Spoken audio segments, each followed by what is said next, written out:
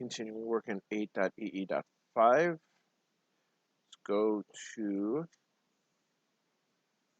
8.ee.6, which involves slope and y-intercepts.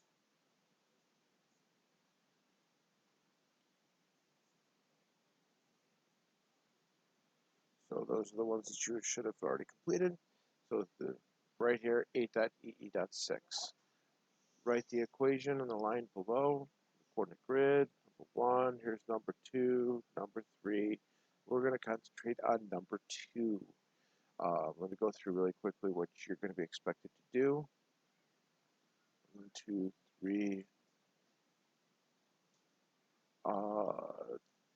4, and 5. 1, 2, 3, 4, and 5. So let's concentrate on number 2. That kind of covers a lot of things. So what's the equation of the line? You guys should know already that whenever we're talking about a straight line, we're talking about y equals mx plus b. So m is the slope, which is y2 minus y1 over x2 minus x1.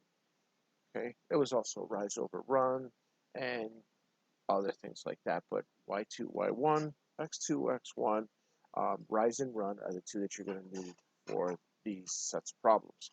So y2, again, remember, I have my x's and I have my y's, x, y, and again, y2, hey, it's the second point. So negative 1 and minus the y of the first point, 2, over x of the first point, or the second point, I'm sorry, 0 minus 4. Negative 1 minus 2, negative 3, and 0 minus 4 is negative 4. We again, negative divided by a negative is a positive, so 3/4 is our slope.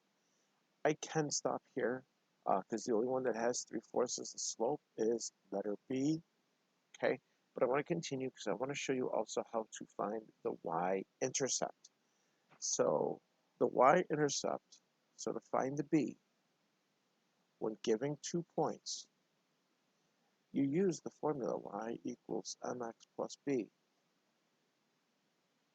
Okay, and you have 2 points, okay, 4, 2, and 0, negative 1, and you have the slope, which is 3/4, and you could just substitute. So again, I'm going to use the second one. Why? Because there's a 0 there, and I always like dealing with the 0 small numbers. So my y value is negative 1, my slope is 3/4, and my x value is 0. Now, of course, you can use the other point. All right, again, like I said, I picked the one that was simpler, the 0, negative 1. Now, 0 times a fraction, I don't care what you're multiplying, 0 times anything is going to be 0.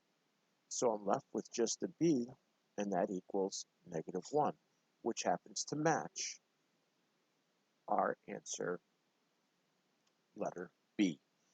That is how to find the slope when given 2 points, and then finding the y-intercept when given 2 points, and then making it into the equation.